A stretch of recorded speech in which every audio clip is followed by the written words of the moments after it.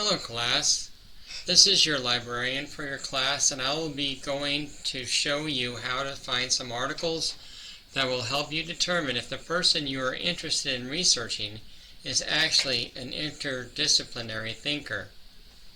The one I am going to use today is Steve Jobs. I'm going to start at Lee College homepage. Hopefully by now you would have saved the internet address for the LibGuide that I created, so you can automatically go there. But if you haven't created a bookmark, I'm going to start from the Lee College homepage right here. And fortunately, all you have to do is click on the library here, click on library, and then you click on LibGuides again. So click on LibGuides, scroll down.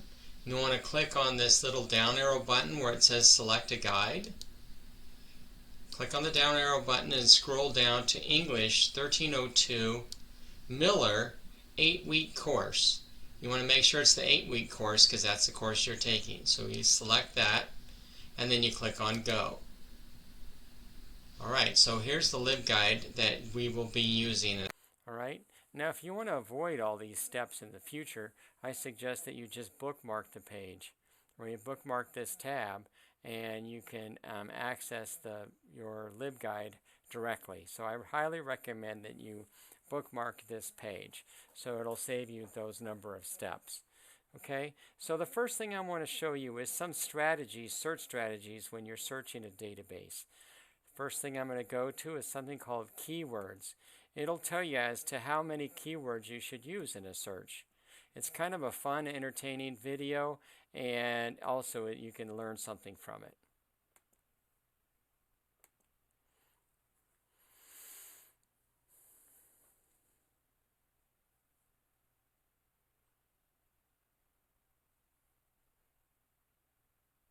And now, a promise from Kimball Library. The following instructional video will contain answers to the following questions. What do chickens and breakfast cereal have in common? What is the meaning of life? And how many keywords should you use when searching library databases? In order to find sources for your annotated bibliography, you'll need to search library databases. To do this, you will need keywords. If you've ever searched Google, you've used keywords. But library databases aren't Google. In Google, or other search engines, you can describe the thing you're looking for and use that description in your search. For example, I can search for articles on STDs in college students and get results. Library databases don't work this way. For starters, they almost exclusively contain articles. So adding the term article to your search is like asking a crowd of zombies if anyone wants to eat you. Sure, you'll get a reply, but it's not going to be the one you want. You got to take a different approach. When you search a library database with a keyword, the database returns articles containing that word. To be successful, you need to imagine the article you want to find, and guess what kinds of words might actually live in the article. Once you've imagined some words that might occur within the article you want, you don't want to dump them all into the search box and hope for the best. Alas, Jim lad, chumming up the water won't be bringing that thar white whale any faster. Yar. That was my pirate friend, Jack. That's right. I have a pirate friend. What are you going to do about it? As long as we're using nautical metaphors, it might be better to think of the right number of keywords as if they were bowls of Captain Crunch. One bowl is never enough, but more than 4, and you start to die inside a little bit. If you don't like cereal, then compare the keywords to the number of chickens you should hide in your dorm room closet. 1 chicken shows some school spirit, but it's contemptibly insufficient. On the other hand, if you keep more than 5, they might band together and stage a coup. A chicken coup. So remember, as a general guideline, use 2 to 4 keywords when you search library databases, and avoid groups of more than 4 chickens. Okay, I hope you enjoyed that video. It kind of gives you a little overview about how the number of keywords that you might want to use in a search. I will also show you another technique in doing a database search, and that is you can either broaden the number of results that you get, or more often you want to narrow the number that you get. Like for instance, when you do a Google search, you might have like 10,000 hits. You might want to reduce that. You'll definitely want to reduce that to about 1,000. And you do that by ANDing terms together, and I'll show you how that works. It's called Boolean operators. It's not that complicated, okay? Boolean sounds difficult, but it's not. So you basically use two terms, or and and.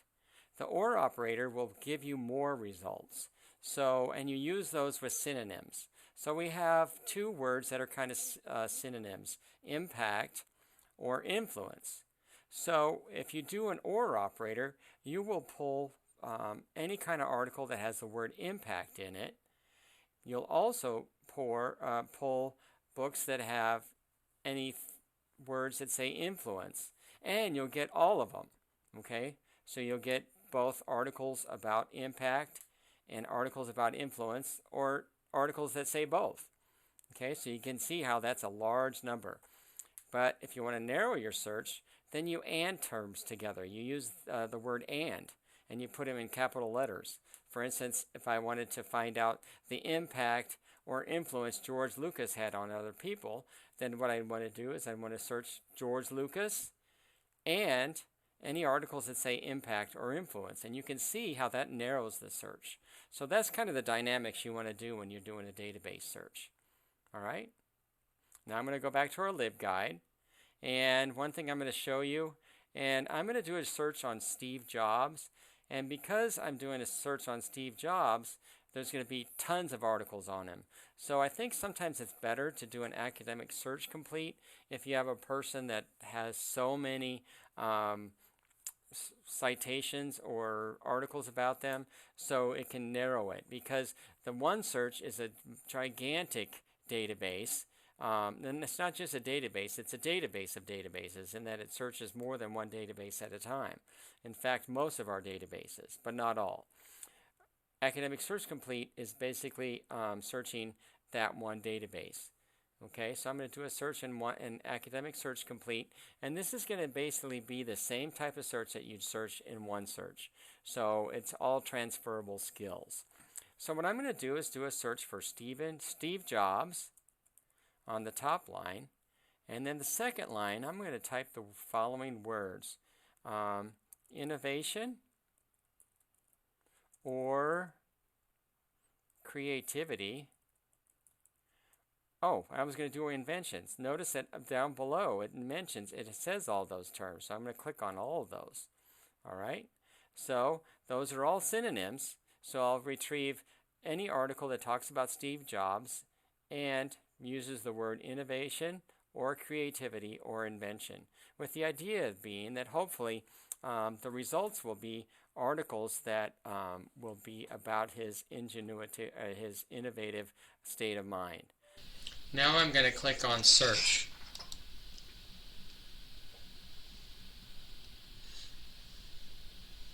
Now notice that there's 226 articles that were returned. I'm going to scroll down and see which ones are relevant.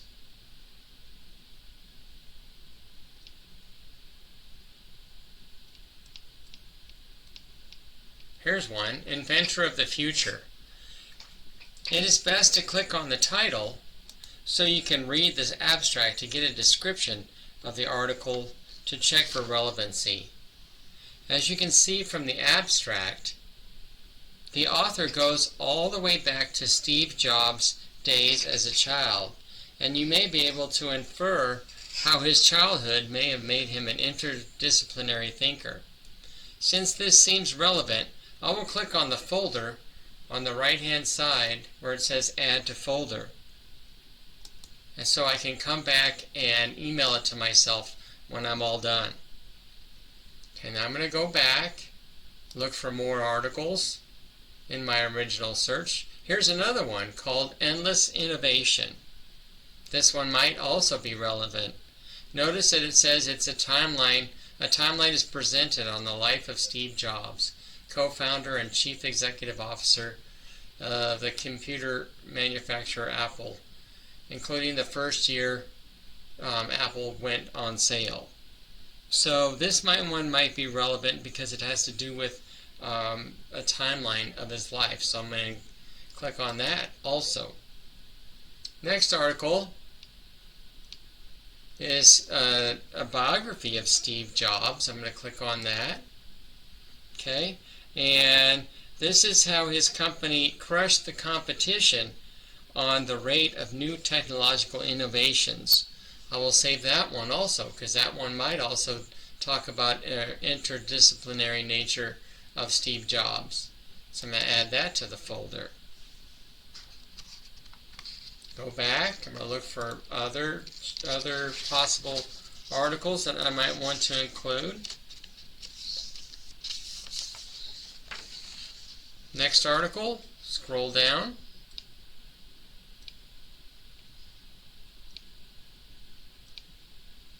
Is actually article number 18, Second Order Effects of Steve Jobs. Now, this is an article about that shows the influence that Steve Jobs had on creative technologists building entire new technologies over the past 30 years. Even though it is not in full text, you could request an interlibrary loan and we could try to get it to you. Usually it takes, since it's an article, it'll take about 2 to 3 days. If it was a book, it could take up to 3 weeks, especially with the COVID situation as it is. So again, I'm going to come over here and add it to my folder. Go back, look for more. Go back to the original search. Scroll down. Here's another one, Reinventing the Inventor. Click on that to read the abstract. It's always important to read the abstract to determine if the article is relevant or not. So I have here a Time magazine article, and it's called Reinventing the Inventor. It's also relevant because it discusses that Steve Jobs was not an inventor, but was a remix artist who optimized inventions and revolutionized 4 industries. So that's an example of how Steve Jobs influenced different industries. So that could be another example of how your interdisciplinary thinker influenced others. So I'm going to come over here and add the folder. Go back to my original search. Search for more articles. And the last one that I found was something called Steve Jobs Nobel Laureate. I click on that, and that shows the influence that Steve Jobs had over the field of economics. Okay, economic research and Steve Jobs. So there's an example of how Steve Jobs influenced economics. Okay, so I want to save that too. Alright, so that's an example of how you can find articles about how your interdisciplinary thinker is interdisciplinary, or how they influence others. Now I'm going to give you some time to jot down this search strategy so you can do a similar search for your interdisciplinary thinker. Again, what you'll want to do is on the top box you'll want to type your interdisciplinary thinker, and on the second box you'll want to add that word combination, innovation or creativity or invention.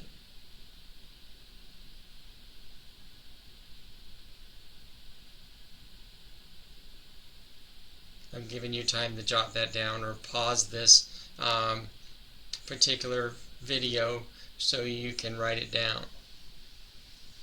Alright, now I'm going to do another search that'll help you find how your interdisciplinary thinker influenced other fields. And the search I want to do there is I'm going to do searches. The second line, I'm going to erase the second line that's currently there, and I'm going to put the following: motivate. I'm going to put motivat, because that'll pull motivation, motive, etc., motivation, motivator, etc. And I'm going to do or inspiration. I'm going to do inspire, so I'll pick up words that say inspire or inspirational. So hopefully, with the idea being that we will find articles of how Steve Jobs inspired, or motivated other fields. So I'm going to click on search. Alright, there's 78 titles that we get. And the first one is relevant.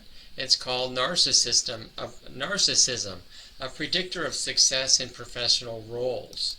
So this is an example of how Steve Jobs' narcissistic personality disorder helped him to be successful in business. So that's one influence on Steve Jobs. Okay, I'll want to save that, add that to folder. Notice I'm doing another search and I'm continuing to build my resources in my folder. One thing to be aware of is if you exit this database search, the articles that you want will no longer be there. So it's always best to try to do all your searches in one session, because the next session you try to open, they will no longer be there. So do it all in one session.